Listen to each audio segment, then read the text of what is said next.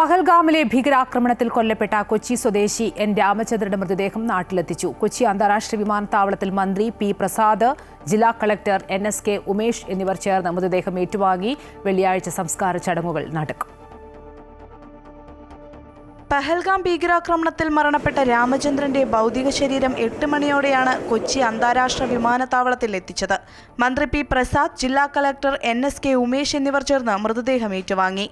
പ്രതിപക്ഷ നേതാവ് VD സതീശൻ, കേന്ദ്രമന്ത്രി സുരേഷ് ഗോപി, BJP സംസ്ഥാന അധ്യക്ഷൻ രാജീവ് ചന്ദ്രശേഖർ, BJP ദേശീയ സെക്രട്ടറി അരവിന്ദ് മേനോൻ, ഹൈബി ഈഡൻ, ബെന്നി ബെഹ്നാൻ, എൽദോസ് കുന്നപ്പള്ളി തുടങ്ങിയവർ N രാമചന്ദ്രന് അന്തിമോപചാരമർപ്പിച്ചു.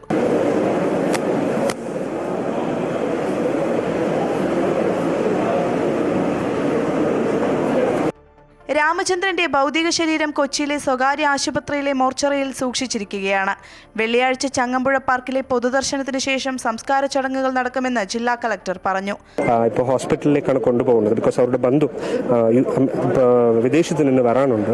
സോ വന്ന ഉടനെ മറ്റന്നാൾ നമ്മൾ ചങ്ങമ്പുഴ പാർക്കിൽ വെച്ച്, അവരുടെ വീടടുത്തുള്ള ചങ്ങമ്പുഴ പാർക്കിൽ വെച്ച് പൊതുദർശനം ഉണ്ടാവും. രാവിലെ 7 മണി മുതൽ 9 മണി വരെ.